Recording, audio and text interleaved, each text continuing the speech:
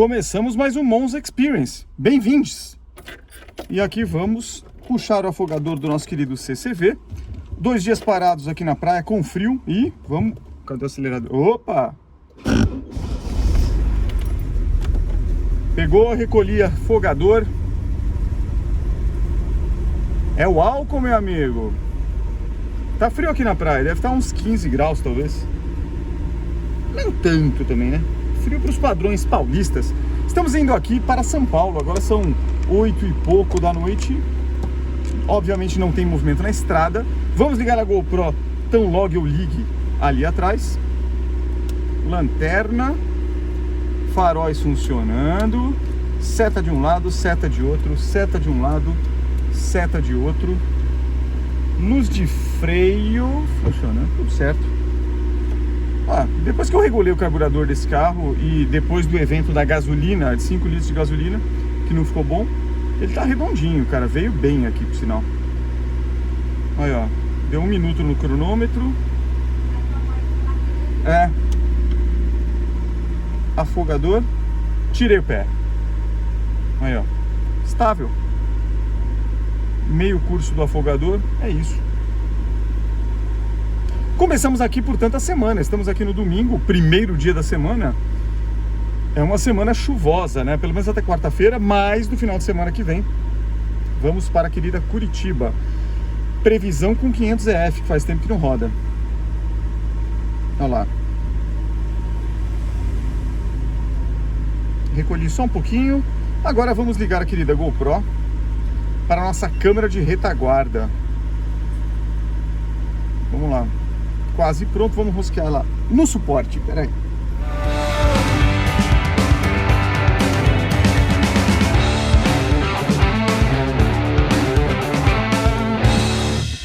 E quase vamos recolher aqui, ó. Tá indo bem.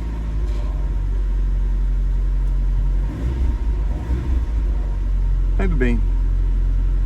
Eu já vou ter que ligar o ar quente, cara. Freio de mão devidamente puxado e vamos para fora. Uma garoinha bem fraquinha aqui na praia, mas na verdade foi o final de semana inteiro com essa garoinha, mas já era previsto, né? Vamos lá. Uou! Muito bem.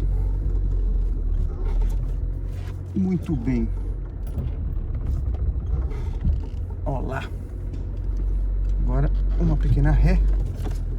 Sem a direção hidráulica. E pronto, ou quase pronto. Olha lá. Aqui. Muito bem.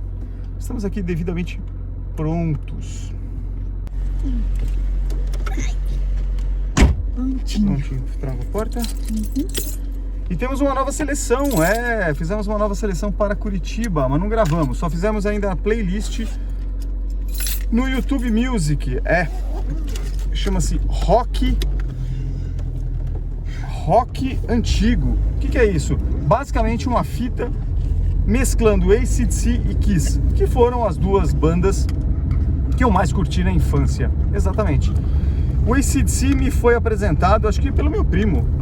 Primeiro disco, ele me deu de aniversário, acho que foi isso. E foi comprado lá no Shopping Ibirapuera, na Hi-Fi. É o For Those About Rock, exato, o famoso disco do canhão, capa dupla, mas disco simples, com o show, a foto do show ali, aonde supostamente o AC/DC detonou um canhão, obviamente de festim, dentro do teatro, e até onde eu li, foram multados. Que começou uma discussão de pode, não pode, os malucos foram lá, fizeram mesmo assim, e deu zebra. Agora, depois disso, nessa época do AC/DC bombando e tal, obviamente não era só eu que gostava desse tipo de música, né? Então Kiss e AC/DC foram os 2 primeiros grupos de rock, sem ser os nacionais, né? Blitz, etc. Blitz, o primeiro LP que eu ganhei, foi num amigo secreto na escola, 1984, o Blitz 2, com aquela faixa censurada. Cara, por incrível que pareça, a censura brasileira, ainda resquícios da ditadura militar, ela julgava aquilo que você podia consumir. É mais ou menos assim, você não tinha o direito de ouvir música que não passasse pelo o selo do eticamente aceitável lá do time de censores ex-ditadura militar. Então eles carimbavam dizendo assim, olha, isso aqui é imoral, não é bom para a população, nós aqui que somos os detentores da moral e do bom costume, nós aqui vamos escolher o que vocês podem escutar. Era mais ou menos assim. E aí, uma música, se não me engano, a primeira música do lado B do disco do Blitz, ela foi riscada na prensa. Como assim? Eles fizeram a gravação, estavam ali numa situação de libera, não libera, com a censura, e não conseguiram liberar. E nessa história que eles não conseguiram liberar, não deu outra. Os caras falaram, mas já tá tudo pronto, o disco tá para ser lançado. Não. Foi verdade, a música foi retirada do disco pela censura, mas a matriz está pronta, os caras já vão imprensar o disco. O que eles fizeram? De uma forma, acho que inclusive esse acaba sendo o maior exemplo da imbecilidade que assolou o Brasil desde 64 até a redemocratização, que foi, não tem problema, então é o seguinte, vamos riscar na matriz. A matriz do disco, para quem não sabe, é como se fosse um carimbo, né? O disco de vinil é uma bolacha de vinil derretida e existe uma matriz metálica. E nessa matriz eles riscaram, fizeram assim, riscaram completamente a música, de forma que depois de prensada nenhuma agulha conseguiria ouvir, e lançaram mesmo assim. E eu não sei se foi um golpe de marketing da gravadora, não sei se foi a Atlantic, aqui embaixo eu tenho esse disco, mas eu não sei se foi golpe de marketing justamente contra a censura, uma forma de protesto. O fato é que eles lançaram o disco assim mesmo. Todo mundo que comprou aquele disco, o disco vinha com um aviso na contracapa dizendo que a censura pela lei XPTO havia proibido a música, e a música riscada. Claro que a molecada tentava, a custo de várias agulhas que se detonavam, escutar a música. E o mais impressionante, não tinha nada demais na música, nada demais. Era simplesmente algum militar que entendeu que aquilo era imoral para a família dele. E aí proibiu o Brasil de ter acesso àquilo. É algo tipo Venezuela, sabe quando o pessoal fica falando que vai virar Venezuela? É isso, quando você coloca militar no poder, vira Venezuela, vira Cuba, vira essas coisas maravilhosas que a gente vê por aí no mundo. Muito bem, graças a Deus essa época passou. Mas de qualquer forma, as bandas internacionais faziam sucesso. E aí, claro, AC/DC, Kiss, o Kiss inclusive pelo apelo dos caras mascarados, etc. Gene Simons, Ace Frehley, Peter Criss e Paul Stanley, era o quarteto do Kiss, e eles detonavam. Na verdade, a minha banda predileta era realmente em rock, era o AC/DC. For Those About Rock foi o primeiro. Obviamente, aqueles solos de guitarra de Angus Young, o acompanhamento de Malcolm Young. Já Brian Johnson, 1981, foi justamente o segundo disco com o Brian Johnson, exatamente. E aí populavam as bancas de jornais revistas especializadas em rock. Inclusive eu lembro de uma série só posters, e era justamente isso. Então você comprava na banca, era um negócio do tamanho de uma revista, de um papel A4, e você ia desdobrando. Ele tinha a história das bandas, você ia desdobrando aquilo, e depois que você desdobrava tudo, ela virava um grande pôster de 1,5 m por 1, um negócio grande. E cara, teve uma vez que eu e meu irmão, a gente forrou as paredes do quarto, e olha que lá onde a gente morava tinha um pé direito alto, a gente forrou de bandas de rock. Você entrava no quarto, era só banda de rock, até bandas que a gente nem escutava, mas a capa, ou melhor, a foto das só posters do AC/DC era justamente o For Those About Rock, na sua contracapa, só que num tamanho gigantesco, fantástico. Muito bem, e aí obviamente eu fui comprando outros discos da série, né? Então, High Voltage, Dirty Deeds, Highway to Hell, puta, e vários outros, né? Basicamente a discografia completa que a Atlantic colocou aqui à disposição do público brasileiro, eu praticamente comprei. Todas as músicas a gente gostava? Evidente que não, mas eu diria que as minhas primeiras palavras em inglês, datilografando na minha máquina Royal 1948, que está comigo lá em casa, foi a carta de um fã em inglês para o AC/DC. Essa capa consta na contracapa do disco High Voltage. Então solta aqui embaixo, ou aqui do lado, né, do High Voltage, era Dear não sei o que, e aí foi a primeira vez que eu comecei a ler e escrever em inglês. Olha que loucura. Depois, obviamente, quando a gente começava a traduzir as letras do AC/DC, aí era uma decepção só, porque era só porcaria, raramente você tinha letra interessante.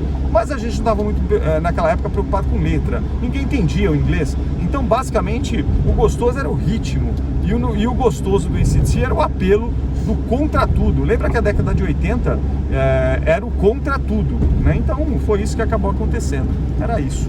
E aí outras bandas surgiram, né? Já falei de rock aqui nesse canal algumas vezes. Mas, de qualquer forma, aqui quis dizer do AC/DC, porque é uma banda que até hoje acaba fazendo sucesso por onde passa. AC/DC tem uma legião de fãs. Um show emblemático, recente já neste século, foi obviamente na Argentina, um show onde saiu um disco ao vivo absolutamente fantástico, já com Brian Johnson e todos eles mais, obviamente, na casa dos seus 50, 60, porque esses caras já são mais velhos que eu. Se eu tenho 50, esses caras estão beirando os 70.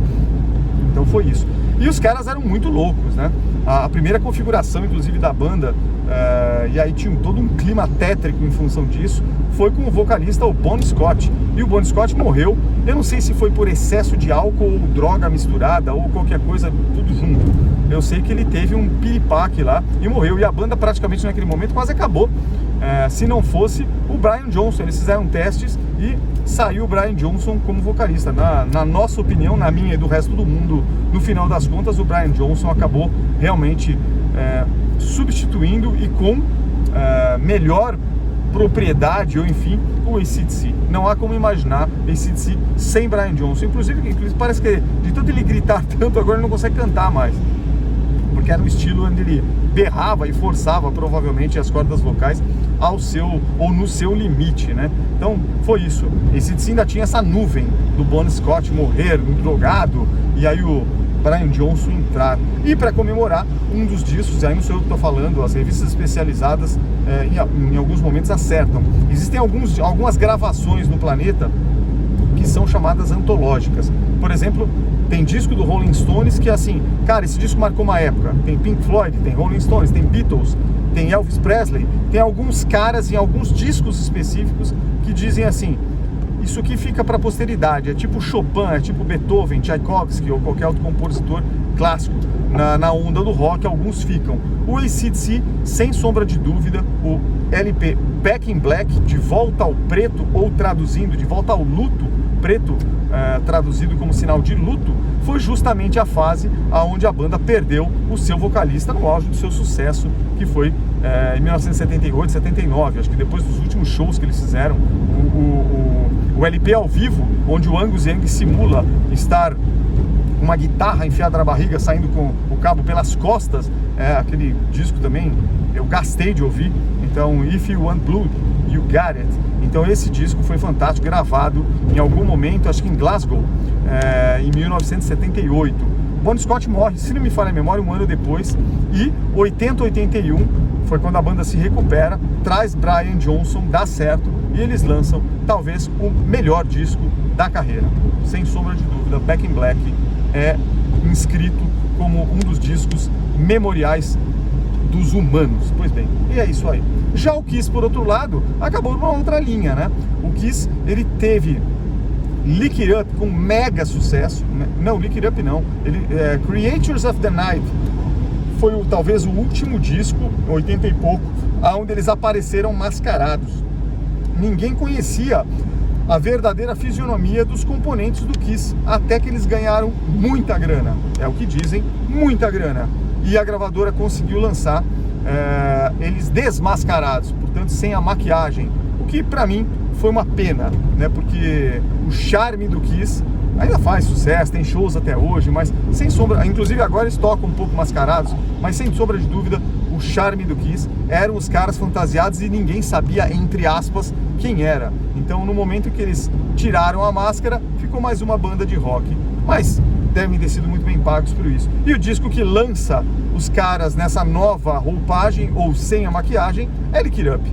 Então, que que inclusive consta da nossa seleção aqui, que eu vou pôr aqui na descrição, a composição. Então são 13 ou 14 músicas e eu fiz questão de dar uma variada. Inclusive no Kiss é uma das poucas bandas que em algum momento da carreira permitiu que os seus integrantes fizessem disco solo. Então vamos lá.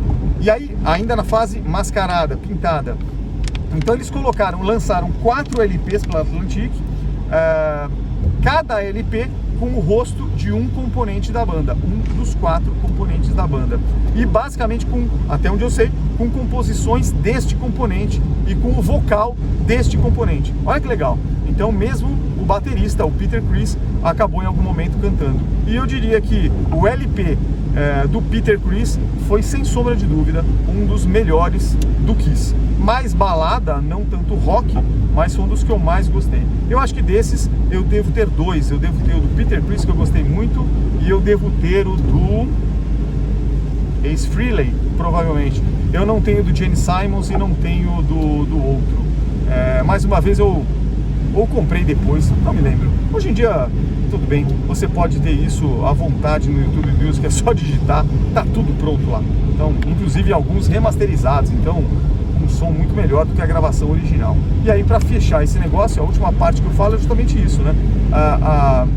O ruim das gravações da época. Eu não sei dizer se a matriz era ruim, se na hora que chegava no Brasil era diferente, ou se eles compartilhavam os mesmos rolos tape, né, de rolo de 8 pistas. O fato é que é um disco às vezes mal gravado. Tem disco do AC/DC, tem discos do AC/DC também. Se não me engano, Power Age é uma porcaria o áudio. Ele só tem médios, ele não tem graves e não tem agudos. É um negócio muito ruim. Eu não sei se gravaram de qualquer jeito e soltaram. Eu não sei se a cópia que veio do Brasil não era a mesma e lançaram mesmo assim. O fato é, ou se era um fenômeno mundial ruim para todo mundo. Eu sei que era uma porcaria. Então, remasterizar, para quem não sabe, é justamente isso, né? Você pega aquela matriz antiga e coloca nos equipamentos novos e recupera, revitaliza o áudio, realça os graves. É um processamento digital, né? Realça os graves, os médios e os agudos, balanceia com uma mesa e com um bom editor de som, com um engenheiro de som. Esses caras fazem milagre e fazem com que o disco hoje em dia seja audível nos padrões de qualidade que a gente costuma ter hoje, e especialmente que surgiram depois do Compact Disc, né? Onde as músicas passaram a ser digitais de 0 e 1, e aí obviamente o mundo passou a respirar um áudio com muito mais qualidade. Então hoje a gente tem caixas de som, a gente tem equipamentos e tudo que obviamente tem uma qualidade sonora até nos carros muito maior do que a gente conheceu naquela década de 80. Então eu digo o seguinte, se já era bom naquele momento, agora tá melhor. E é isso aí. E com esse clima horrível que vocês estão vendo, a gente aqui passa nesse momento pela Ponte do Mar Pequeno. Já falei bastante. Vamos pegar essa estrada então com bastante chuva e vamos embora. São Paulo, vamos nós com o nosso querido CCV. Vamos, Simone. Agora vamos pôr um AC/DC aqui pra gente. Enquanto o mundo perde a forma, eu encontro em mim. E é aqui que eu sempre vou seguir. Meu coração bate mais alto dentro de um Chevrolet.